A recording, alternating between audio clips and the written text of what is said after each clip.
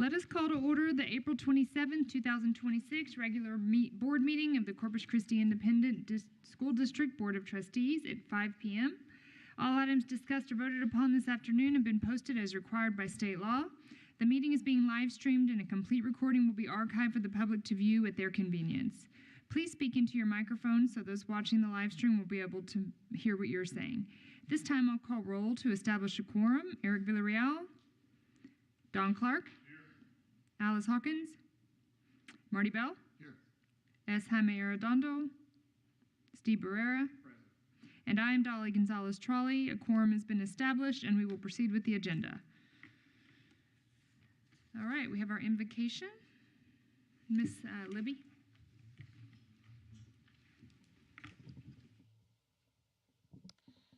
Good evening. If everyone please stand and bow your heads.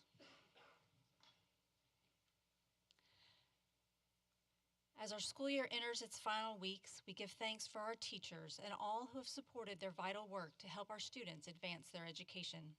We give thanks for our recent rains and hopes that we have more occasions to dust off our umbrellas and welcome additional spring storms that can bring us the water our region needs. We seek comfort for those in our district for whom this school year has been accompanied by significant personal challenges. May we continue to lead with empathy and comfort our friends and colleagues as they seek peace and healing. We offer our gratitude for the many celebrations this time of the school year. While it is a busy season, may we cherish these opportunities to come together and celebrate our student and staff achievements, large and small, as they symbolize the limitless possibilities in public education. And when we adjourn for the day, may we give thanks for the privilege of being of service to others. Amen. At this time, I would like to extend a warm welcome to our special guests from Club Estates Elementary School who are joining us to lead the pledge. Also in attendance is their proud principal, Dr. Patricia Mendoza. Once the students have finished, we'll give them a certificate, take a photo with Dr. Hernandez. Our leaders today are 5th grader Orlando Ortiz and 4th grader Theodore Dunn. They are student council president and vice president, respectively. Orlando's parents are Victoria and Rudy Ortiz. Theodore's parents are Abigail and Caleb Dunn. Gentlemen, please come forward.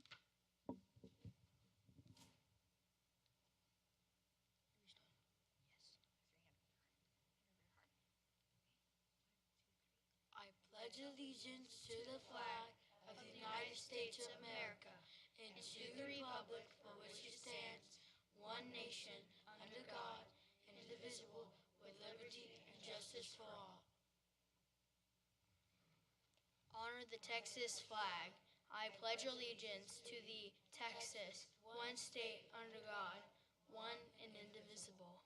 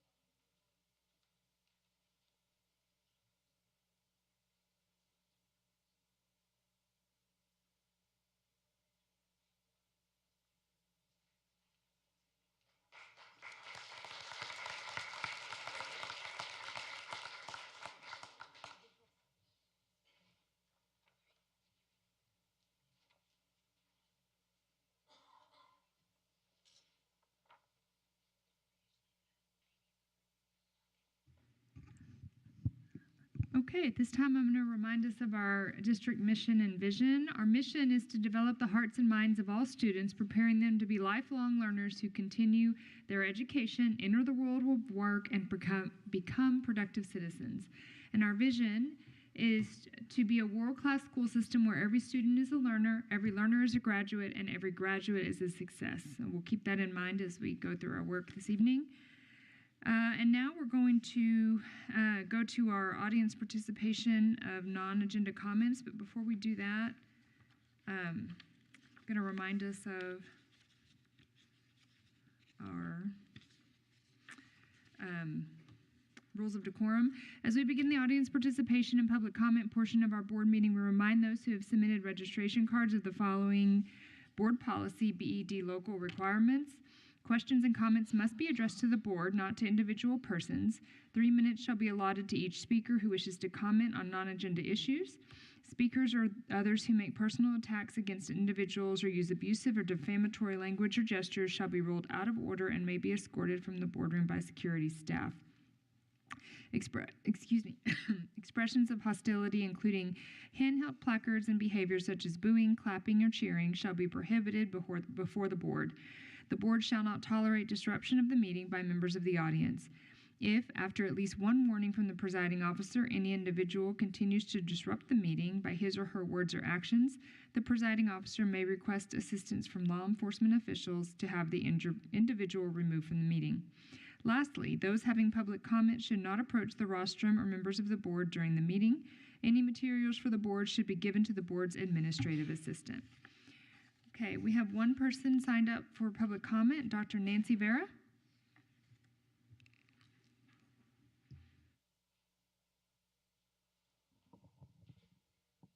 Thank you, President Trolley, members of the board, Dr. Hernandez. I'm here to speak to you as president of the Corpus Christi American Federation of Teachers.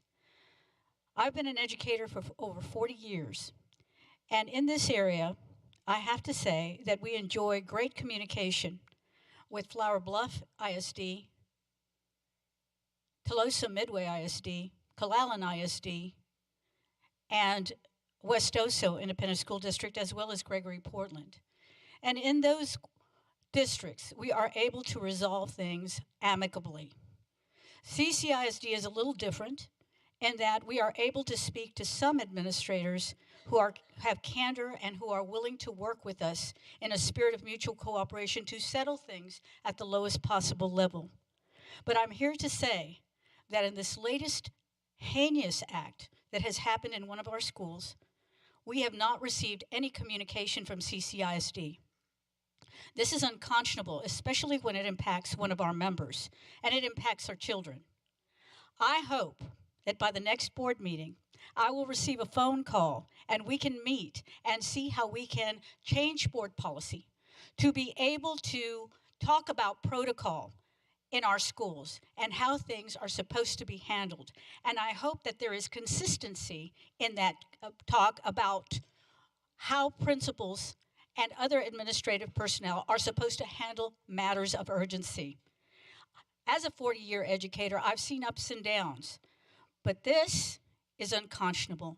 So please, board members, please convince Dr. Hernandez and the rest of the administrative staff to communicate with the labor union so that we can do something better for our children. We are advocates of public education, and we want to be an advocate for CCISD. Thank you.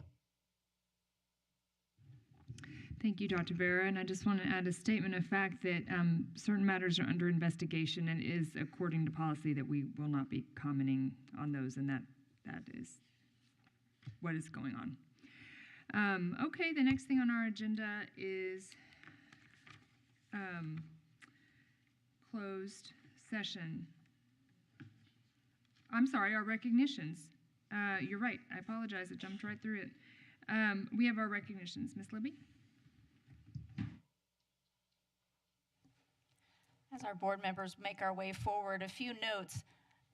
Those of my colleagues standing on this side of the room, the kiddos are going to come in, they're going to be honored, and they're going to exit down the middle aisle and out that way. So you're going to have to be a little flat Stanley back there to ensure that they can get through. Families who have not been in here before, I just want to let you know that as we did for the pledge, we're going to have our district photographer take the first picture.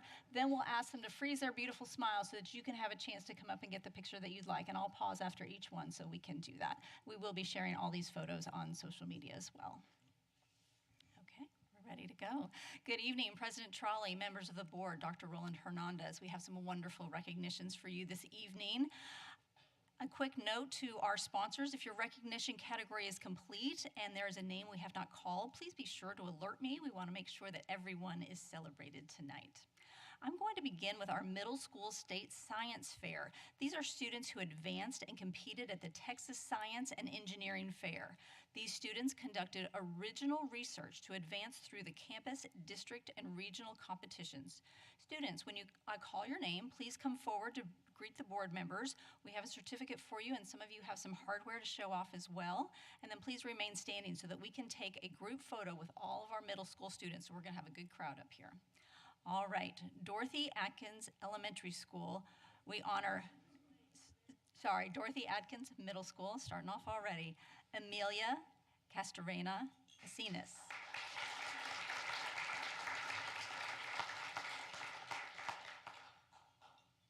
We have several students from Marvin Baker Middle School. I'll begin with Aditi Chakilam.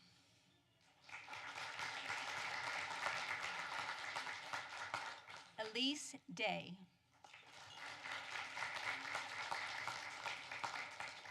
Bo Durkin. Evelyn Higgins. Aiden Kim. Sebastian Martinez. Zina Sidi Mbaduga.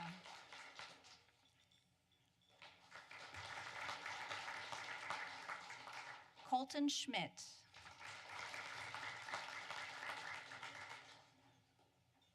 Anna Wilcox. From Cunningham Middle School at South Park, Madison Zepeda.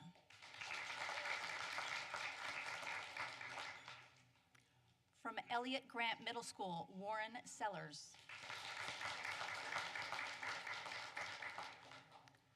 From Harold C. Caffey Middle School, Matthew Hebstead. Lily Aguilera.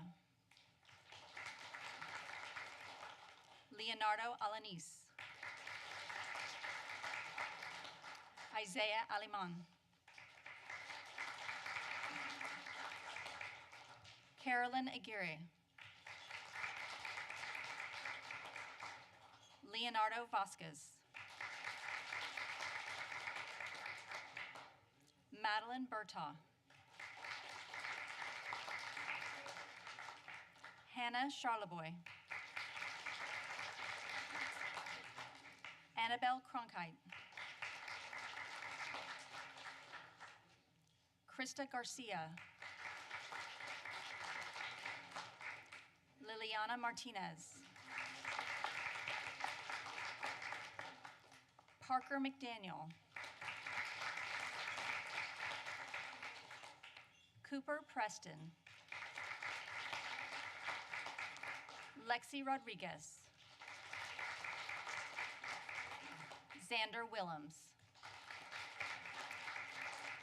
And of course, none of this is possible without a lot of adult support, so I'm going to call forward Principals Norma Cullum, Dr. Sarah Owen, Rachel Neff Roop, Raymond Garza, Stevie Swanson, y'all can start coming on forward, Science Fair sponsors Robert Straight, Daniel Benavides, Jennifer Juarez, Eduardo Mata, Assistant Superintendent Dr. Elizabeth Perez, Senior Director for Teaching and Learning Dr. Cynthia Hernandez, Coordinator Stephanie Morrison, and Science Specialist Jessica Blair. Please come join the photo.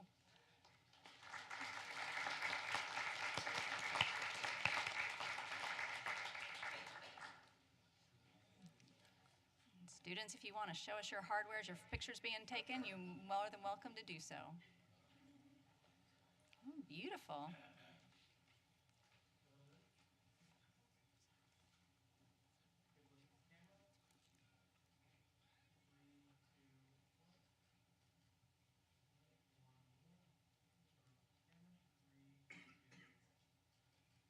right, everybody hold those beautiful smiles. Families, y'all come on forward and get the photo that you'd like. Gonna ask you to take turns, though.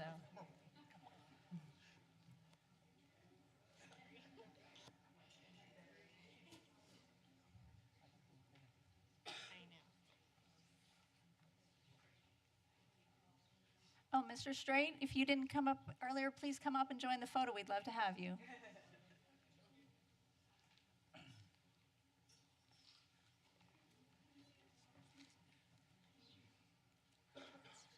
Thank you. No, happy to have you. Sure.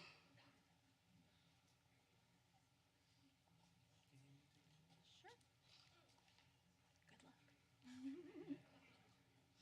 Y'all keep holding those smiles, and then at the end, we're also going to take one more district photo.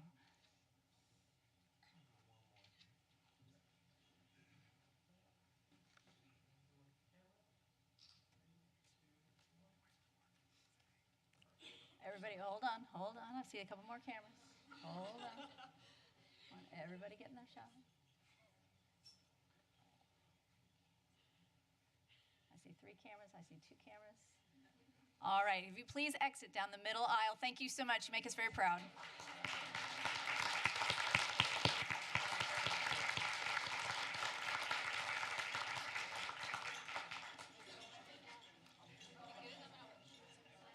All right. Aiden, Kim, if you go back this way, I'm going to call you up again in just a second here.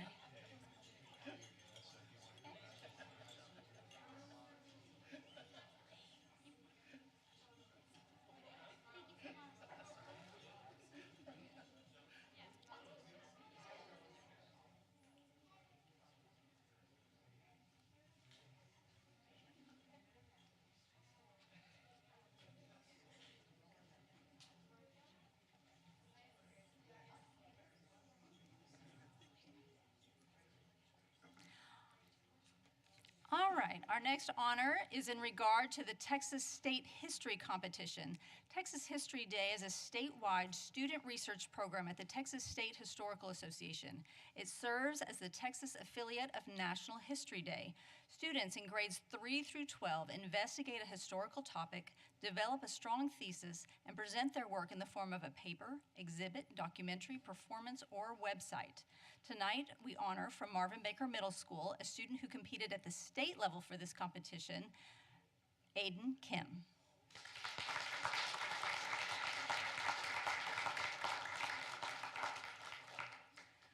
We'd like to invite back up to the stage Dr. Sarah Owen, sponsor Natasha Davis, Senior Director for Teaching and Learning, Dr. Cynthia Hernandez, Coordinator Victoria Vela, and Assistant Superintendent, Dr. Elizabeth Pettis.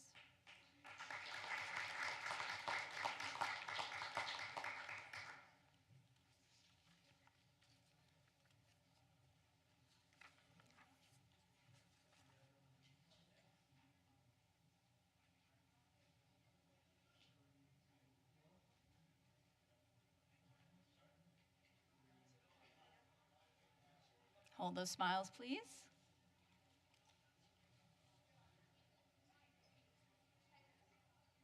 Keep holding.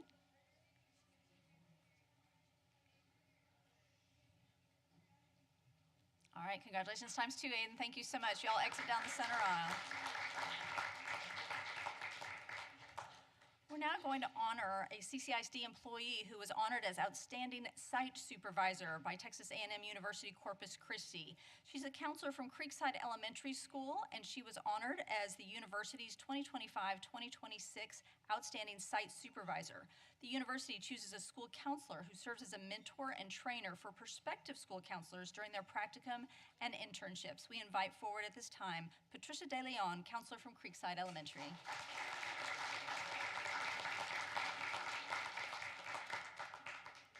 To join her for the photo, we would like to invite forward Principal Krista Richey, Director of Advanced Academics and Guidance Services Brian Davis, and Assistant Superintendent Dr. Bruce Wilson.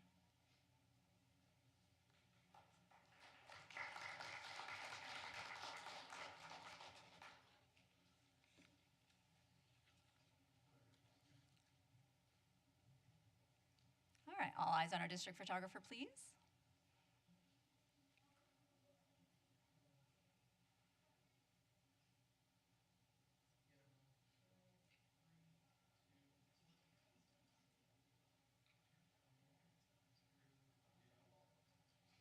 All right, everybody hold your smiles, please.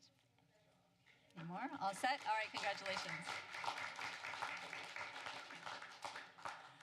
We're now ready to recognize our Office of Technology Services for earning the District Advisory Council Award for AI Governance Innovation at the Lightspeed Systems Innovation Impact Awards. This achievement celebrates their collective commitment and hard work, especially in managing artificial intelligence within our district. I now invite forward Chief Technology Information Security Officer Thomas Molina and Director of Technology Support Services Janelle Reyes.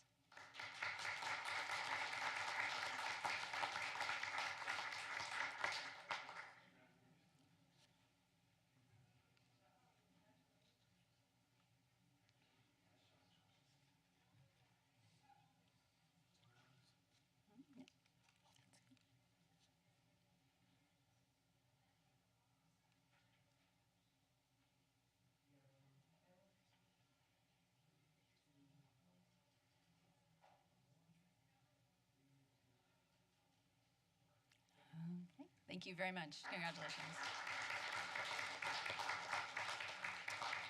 All right, moving right along, we're going to recognize our high school students who advanced and competed at the Texas Science and Engineering Fair. These students also conducted original research to advance through the campus, district, and regional competition. Students, when I call your name, you're going to come forward to receive a certificate, greet the board, and please remain standing. We're going to take another nice big group photo. All right, we have several students from W.B. Ray High School. We begin with Caden Angeles.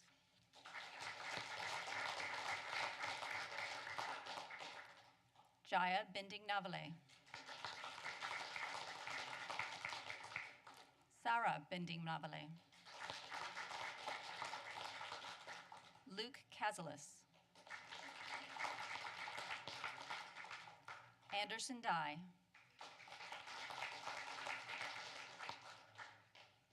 Aylin Garza. David Lee.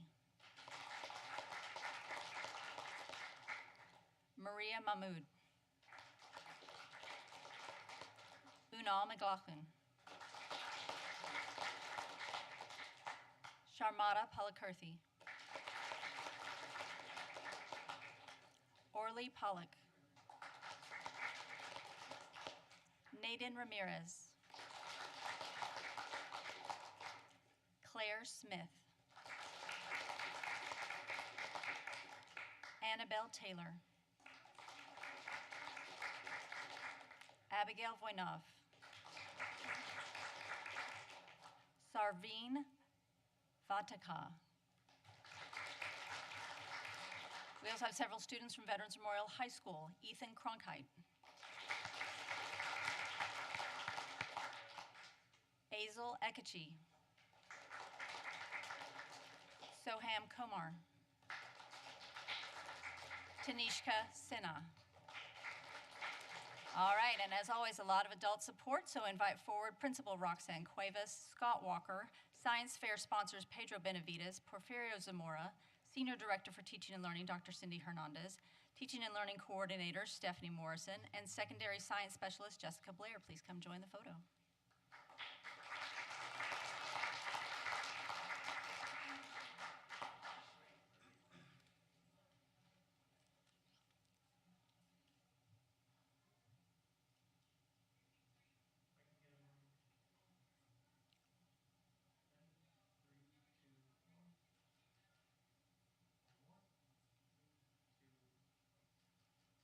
Hold those beautiful smiles, please. Families, you can come on forward if you'd like.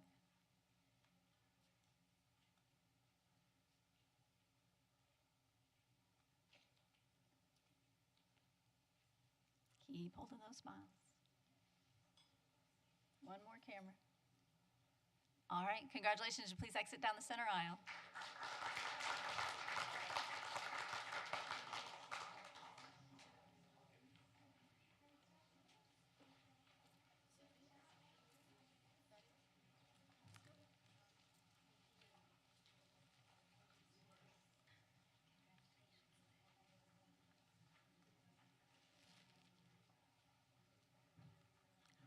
Also this evening,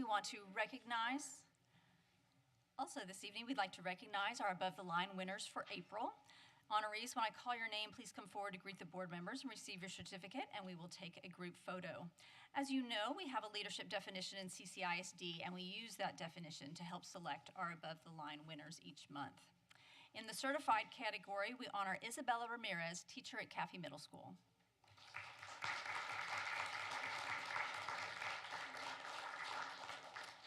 follows the definition by developing hearts. She creates a space where students and colleagues feel supported and valued. Her actions reflect a servant leader mindset rooted in compassion. In the auxiliary category, we honor Senior Administrative Assistant for Student Support Services, Brenda Rodriguez.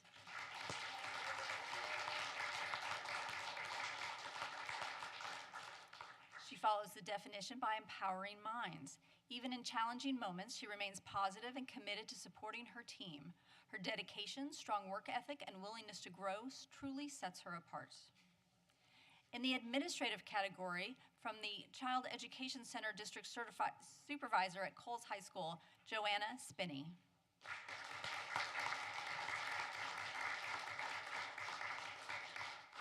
She follows the definition by empowering minds. She is continually seeking ways to enhance both the quality of facilities and the strength of curriculum. She actively encourages professional growth among her staff, challenging them to expand their skills. At this time, I'd like to invite forward Principal Stevie Swanson, Jessica Albert, Director Ronald Knipes, Assistant Superintendents Dr. Elizabeth Pettis and Dr. Bruce Wilson. Please come join the photo.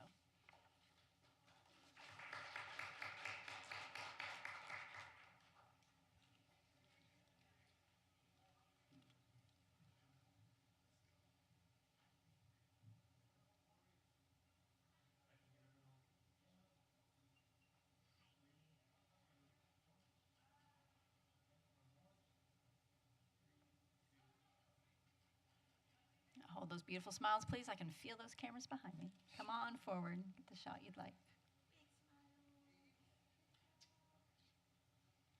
And two more. One more. All right, congratulations. You make us very proud.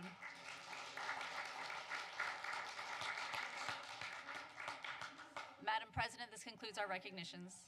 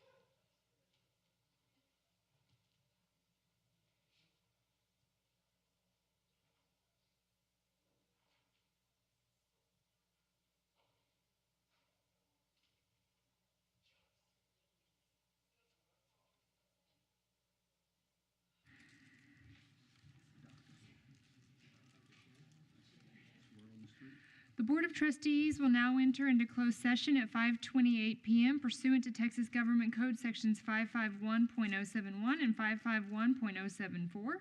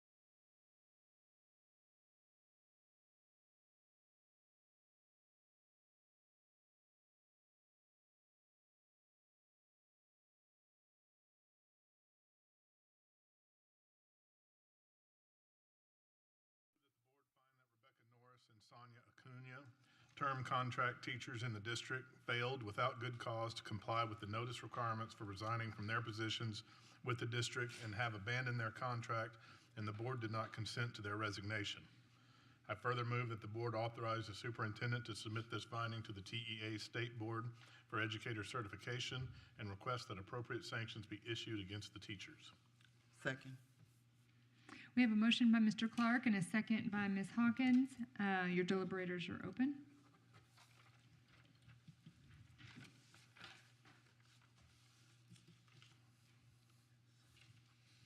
Motion carries. How did Eric vote? Hold on. It's got I was looking at Eric that. up there. That's the ghost. That's interesting. Let the record show that Mr. Villarreal is not here. I'm not sure why it's showing he voted. It's on. Okay. Okay, I think we've cleared that up. Next, we're going to move on to our administrative report. Mr. Davis.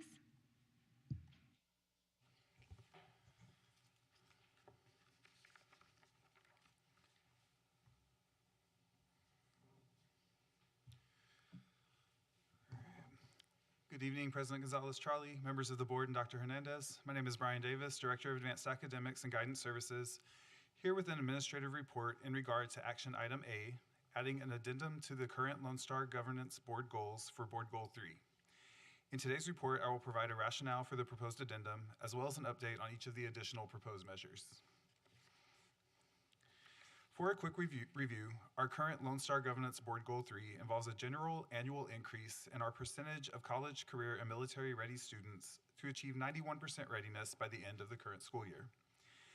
To provide context for the data you will see in this presentation, it's important you remember that with CCMR, we are looking at one group of students a year, namely the graduating senior class.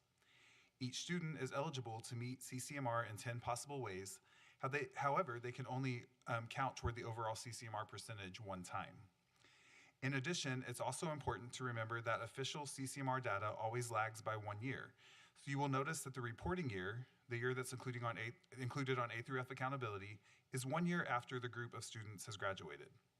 You will see data prior to the class of 2025 labeled as actual, which means that it has been confirmed by TEA.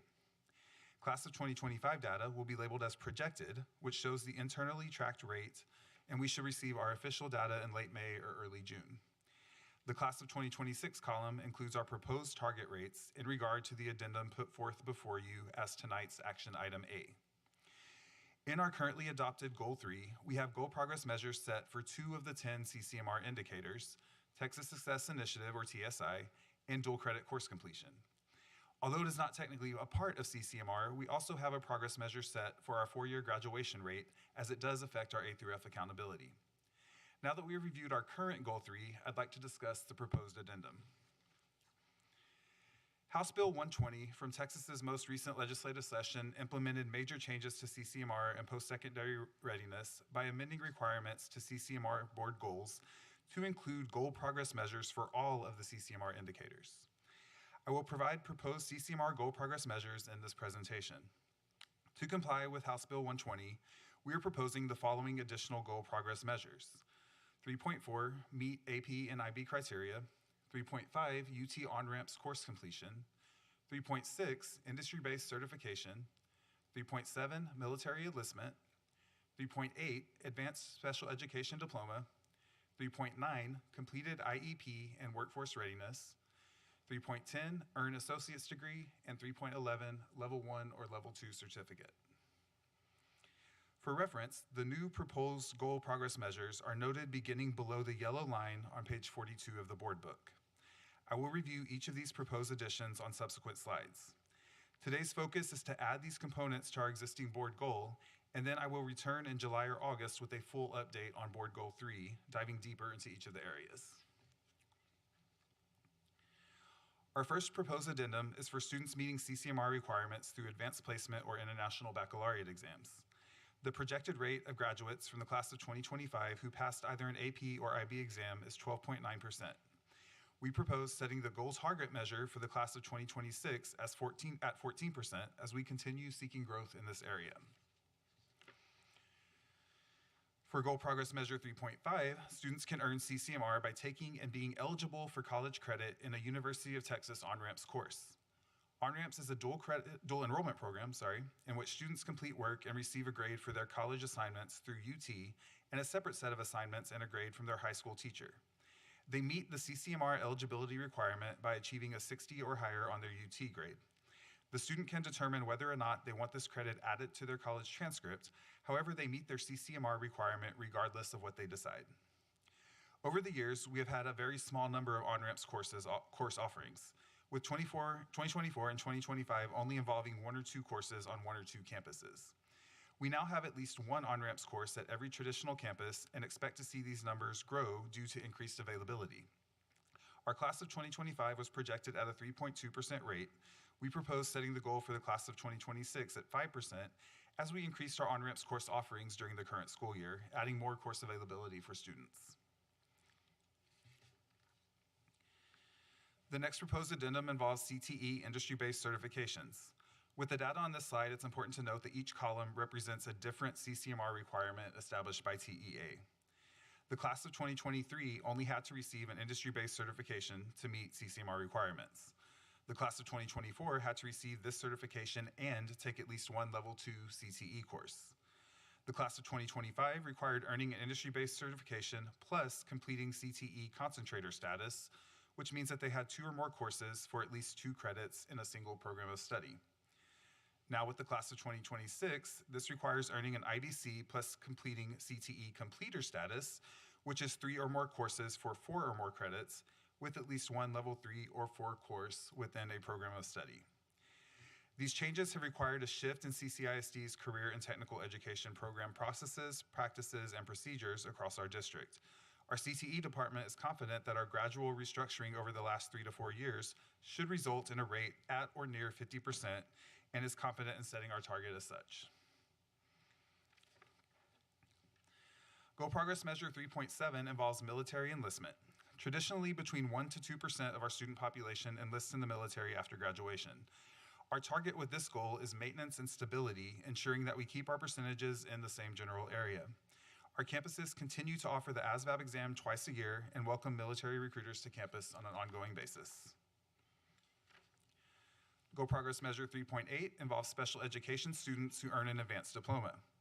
This means that the student earns an endorsement in compliance with the state graduation requirements. We have traditionally done well in this category and look to maintain that balance moving forward. For reference, this is a category that only increases if our special education population increases. Much like Goal Progress Measure 3.8, 3.9 is another CCMR category only related to our special education population.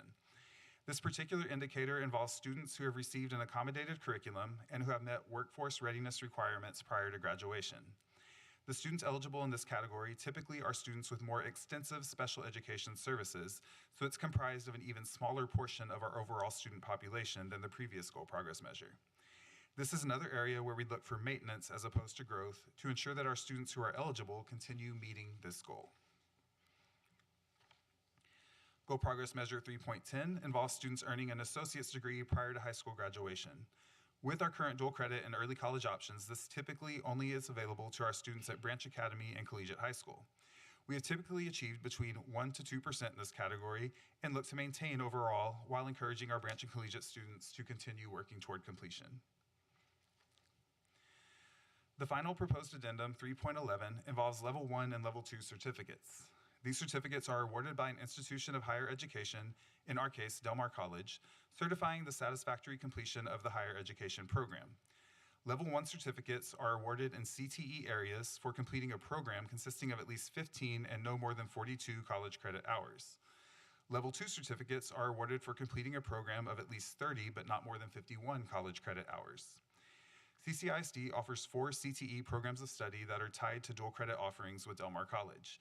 And students in these programs historically earn 9 or more dual credit hours and are well on their way to earning a Level 1 or Level 2 certificate after graduation and if continuing their education.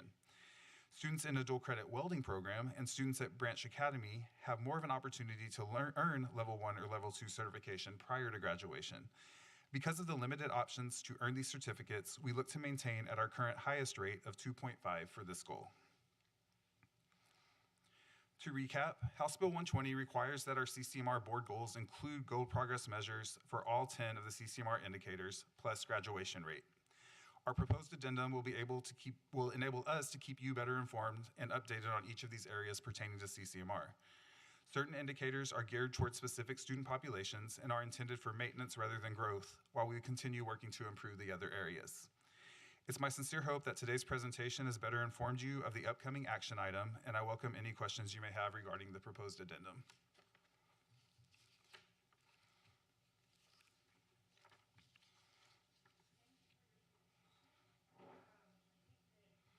Some board members with questions, and we'll start with Mr. Bell. Thank you very much for that, that information stuff. Just a couple of questions. First off, we've set our goals for ourselves, and it looks like what happens if we don't meet our goals? So typically, whenever we come back and do like the next 3 to 4 years, we'll kind of start with where we're at as the baseline, and then we'll look at growth from there. So if we maybe the first time set it way too high, or the state changed the way to meet that goal or whatever, then when we go back and reset, we start at our current rate as our baseline and look to grow from where we're at instead of just keep adding and increasing that deficit.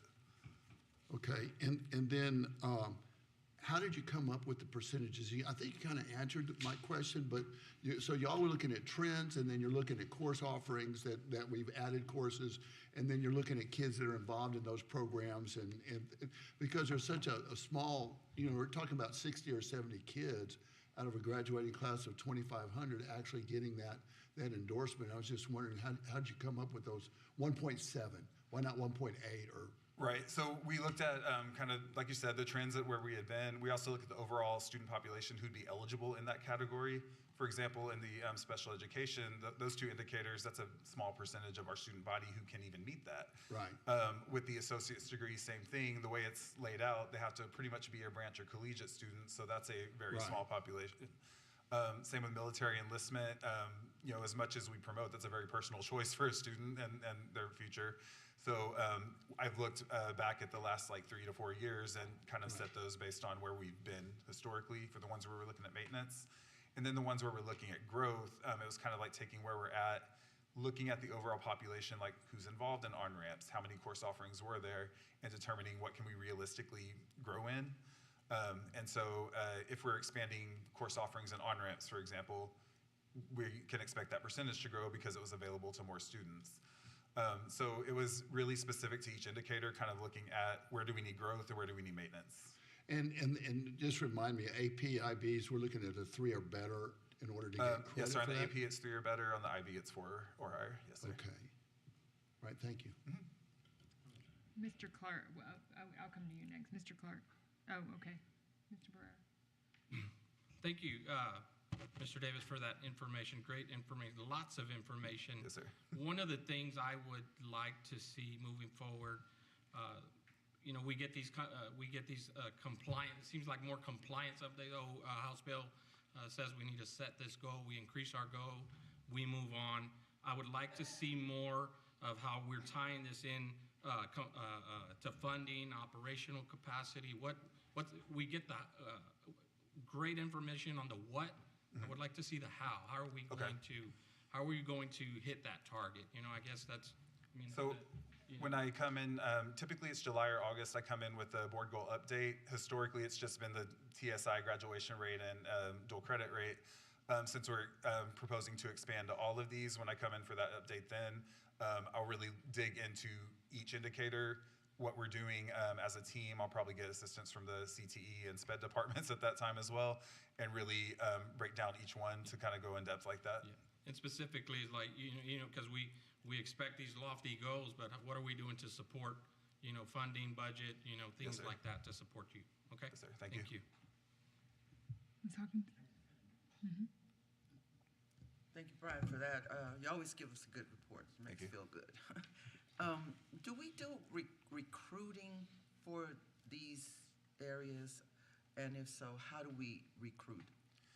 For the recruitment, we tend to work that through the counselors and advisement as well as the teachers of those subjects. So with on-ramps and AP and dual credit, it typically is going to come down to what is the best option for that student. Sometimes at advanced academics, we're answering that question for parents in terms of, which one are you looking for really? In terms of, AP might be a little more critical thinking, a lot of writing engagement. Dual credit might be, that I'm a hard worker, I'm intelligent, and I'm committed to getting this grade done. And on-ramps might be like, I kind of want to do college, I'm kind of scared, but let me try it out in the safe environment with the high school teacher while still getting that college exposure. So we kind of work them through that process with advising and then within the advanced academics office. Then for others, CTE, we do host our CTE Expo, which I know several of y'all have been to. The CTE teachers also promote their own programs a lot, trying to make sure that students are fully aware of what's available to them. And then for like military, I mentioned we have like the military recruiters coming on campus. We try to invite them to events as well as we're going through the year just to get that exposure and let the kids see what's available for them. So isn't the on-ramps, isn't that very similar to the kids taking dual credit? It is in a way. With on-ramps, it's a dual enrollment, so they're really taking a high school and a college class at the same time. With dual credit, they're strictly taking the college class and getting a high school credit as well for it. So that way, if they feel like they're in too deep, they can back out and still... Yes, ma'am. On-ramps gives them a bit of a safety net there to try it out. And if they, if their UT grade comes in and let's say it's a 60, well, college considers that a D. We got a CCMR credit for that student, but that student probably doesn't want that on their transcript at UT, so they can opt out of having that go on their transcript. Their high school grade still sticks. They still get that high school credit they need for graduation, but they got to try out that college class, and if it wasn't working out, it doesn't show as a dropped class, it doesn't show as a W, it's non-existent on their college transcript, sorry. So on the on-ramps, what courses do we offer? Is it just composition or is it math? It varies by campus. The principals really get to kind of look at the staff that they have and determine which ones they want to offer. Most campuses have about 1 to 2 classes. They tiptoe in a little bit. We have some campuses with U.S. history, some with composition, pre-calculus, I believe, and physics as well. So have you run into the situation where there's a conflict of courses that they want to take that's being offered at the same time and their schedule won't handle it? And if you do, how do you handle that? Yes, ma'am. That's a common thing with advanced academics because there's a lot of singles and course offerings. When that happens, if the student is not a senior, they have to look at maybe what they want to take, sophomore, junior year, and then hopefully that'll work out better for them senior year. At other times, it might be that they have to make a decision in terms of which course means more to them or to their future plans at that point. Okay, thank you. That's all I had. Yes, ma'am. I have one question. I noticed on 3.4 and 3.5, which is the IBAP and the on-ramps goals, from 25 to 26, which is the actual you have in 25 and the projected for 26. We've gone down a little bit. It's not too much, but there's a little bit of a decline there. And I wondered if you had and of course on on-ramps it had gone down previously from that too, and now you're projecting it to go back up by 27. So what do you think is the cause of that decline a little bit? And it's interesting because overall our AP pass rate, like from all grade levels, actually went up between 24 and 25 between those years. But with that senior class, this is where we get those results. It is really hard to say with that. We did increase the number of students taking the exams at that point, but that would, again, show in our overall percentage. With our CCMR, it was surprising to see. With on-ramps, I can tell you it was based on course offerings and availability that it had taken a dip previously. For a time, once upon a time, I'm gonna say like 5 years ago probably, we were offering all 6 campuses had about 3 or 4 on-ramps courses. And then the principals started kind of shying away from that, going back to more AP and dual credit only. And then when we started, we did an advanced academics audit with one of our data partners. And in looking at that, we really saw that on-ramps was giving us more bang for our buck in terms of students actually being eligible for the credit. So we started adding it slowly back in. And so that's where we see a dip is it went down to the years where only 2 campuses were offering about 1 course, 2 courses each. And now that we're going back up, that one should be on the rise for us. The thing too with CCMR, it's always, we want the students to hit one of these, at least. If they hit multiple, it's great, it's wonderful for them. But our goal when we're looking at the full picture is they need to hit one of these indicators so that we can say they are college, career, military ready. Well, and to that point, kudos to you and your team and overall to the district for the large gains that we've had over the last 3 years. I mean, I know that's the overall metric that Yes, we're ma'am. looking at Yeah. here, and it's been a tremendous growth, and looks like you're going to continue on that path. So that's great. I know that's something that is huge with accountability. And to that point, do you think that it sounds like everything's changing a lot? I mean, that they're moving the goalpost a ma'am. lot on you. Do you think that's going to continue to be the way it is? Yes, we actually have changes coming forward with CTE again in terms of the exam certifications that they get. They're going to have a tiered system of Tier 1, Tier 2, and Tier 3 exams that all count for different amounts of points. We also have just tiered CCMR in general coming up in the next few years with accountability. So it will be, I don't even know how I'm going to present that to y'all, to be honest, because it's a lot to wrap my head around. But we do know that there are continued changes coming. And I think the state's goal overall is to really make sure that the results mean something, that it's not just a number, that the kids truly are prepared when they leave. And so it'll be good in the long run, but it will be an adjustment, I think, for all of us to get used to operating in that way and looking at which indicators count for more in that tiering system. Yeah. Well, I appreciate the report and I guess the continued dialogue on how we can communicate with those decision makers on how we can advocate for what you need and what's happening so we can understand it as best we can, because it sounds like you're constantly trying to understand it as well. Yes, ma'am. Yeah. Thank you. All right. Anybody else? Thank you so much, Mr. Davis. Thank you.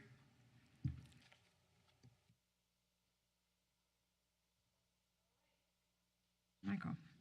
Okay, we're going to move to the consent agenda. Does anybody have anything? I didn't see any questions, but anybody have anything they want to pull? Go ahead. Just real quick, we have a whole long list of folks that we're approving, right? Okay. And my question to you is, well, 2 things. First off, I'm assuming that we're doing this because we can't find folks within our school district that can check those boxes or help out or speed up that process, okay? The second thing is, how are we going to make sure that that all the benefits that we're going to give them, that they're going to be equal, and we're going to be able to monitor them that our students are getting what they need to get. So the list creates a pool for us. Right. And from that, because even the vendors that we currently have Right. cannot supply us with the staff we need. So we needed to, what we found was, we have, 3 to 5 vendors per service category, and that still wasn't enough. So that's why we're expanding to as many companies, who, met the requirements during the RFP process to allow us the opportunity to, when a vendor cannot meet our needs because they can't find the staff, then we can go to another vendor. So that's one. That's to answer your first question. Then your second question of how are we going to ensure that the students are receiving their service, it will be a challenge. We have a person, a coordinator, who that consumes their time, is communicating with the therapist that we are using from the vendors to make sure that they're using our documentation system. Okay. So, and there's turnaround because even at those companies, their personnel will come and go. So it's a continuous training. So we do have a documentation system that is currently being used, but it does require a continual monitoring of it just to ensure students. And the only reason I services. ask is I'm sure that not all companies or businesses are created the same in what their services that they're providing. And I just want to be sure that we're on top of monitoring and being sure that they're giving our kiddos what they need to get. Yes. Thank you. Anybody else? Questions? Okay, I'll Motion. entertain a motion. Motion by Mr. Clark, second by Ms. Hawkins. And, sorry. Your deliberators are open.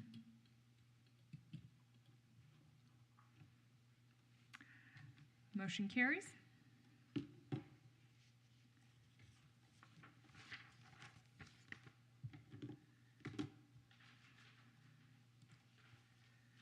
Okay.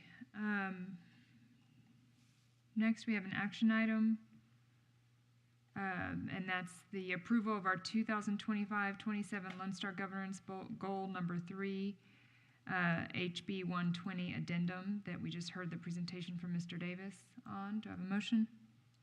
So moved. And a second, a motion by Mr. Bell and a second by Ms. Hawkins. Your deliberators are open.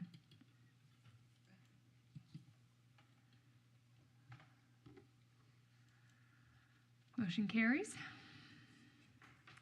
Our next action item, I'm going to postpone because we're missing 2 board members, and I feel like we should have everybody here for that. Mr. Arredondo's had a death in the family. Mr. Villarreal's out on business. So I'm going to take that, that'll take us to our calendar. April 29th, we have our Metro E Library Reveal. May 6th is our 14th annual First and Family Ceremony at Veterans Memorial. May 11th is our next regular board meeting. May 16th is our branch and collegiate high school graduations at Del Mar at Richardson Performance Hall. May 19th, Academic Achievers. May 20th, retirement celebration, and then all of our graduations on the 29th and 30th. So that'll take us to our Board of Trustees and Superintendent remarks, and we'll start with Mr. Barrera. Yes, I'd like to give a shout out to our Fine Arts Department for the awesome, beautiful float that they created for us. It was a great time. They did a really good job, had a lot of compliments on it. And also want to congratulate our colleague, Dr. Alice Upshaw Hawkins, on her successful reception. Super proud, extremely proud of all your hard work and dedication and resilience. Thank you. Yes, kudos to you. I was there in the beginning when you were in discussions. Also, thank you for everybody for riding the float on Saturday night. CCI ISD was well received. The entire 2.5 miles that we got cheers, and we had to show our shoes and played rock, paper, scissors, and 6-7 everybody, and it was a lot of fun. It was a lot of fun, but I think that we were well represented by the folks that run it, and I appreciate the fine arts, the folks that put the parade, our float together. Thank you. Yeah, it was great to see you guys. I'm sorry I missed it, but I'm glad we were represented so well. I do want to extend my sympathies to Mr. Arredondo, who had a passing in the family and is away with it from our meeting this week, and send our prayers and sympathy to his family. I think that's really it. Looking forward to all the events coming up. Yeah, I just want to echo the thank you to the Fine Arts Department. If you remember last year, our float was green and yellow. It was kind of a take it as it is and spiff it up. But this year, whether we got a trophy or not, we had the best float. That's all I'm going to say. And also just to give everybody an update, it is the time of celebrating all of our students and the teachers and the school's hard work. Starting to see many banquets on the calendar. We do have another Metro E Library Reveal coming up. Proud of our softball teams and baseball teams. Betts and Ray advanced to the playoffs. They're co-district champs, and they'll be playing in different divisions. And then in softball, we had Betts, Carroll, and Moody, who won the first round and advanced now to the second round. So very proud of their hard work, and just looking forward to seeing them play. So thank y'all. Yes, Ms. Hawkins. Okay. Dr. Hawkins, yes. Congratulations, I missed that. Thank you, everybody. Thank you for those of you who knew my plight and was continuously giving me encouragement, because I tell you, it is not an easy job especially when you have a lot of irons in the fire like I had. And so I just wanted to congratulate the team who built our float. I wasn't able to I wasn't able to ride the float this year. I did last year, but if Dr. Hernandez tells the truth, I bugged him and bugged him and bugged him about when are we going to have a float in the parade, in Buck Parade. And then I wasn't able to make the parade Saturday night. But it was a beautiful float because we did get pictures. And I just want to thank whatever team that was that put it together. It was absolutely beautiful. The red and white just popped everywhere. So I just want to say thank you for that and everybody that supported me in my endeavor. Thank you. Mr. Clark? I think y'all have covered it. Way to go, Alice. Thank you. All right. Well, thank you, everybody. With that, I will adjourn our meeting at 6:05. I'm sorry, adjourning our meeting at 6:05 p.m.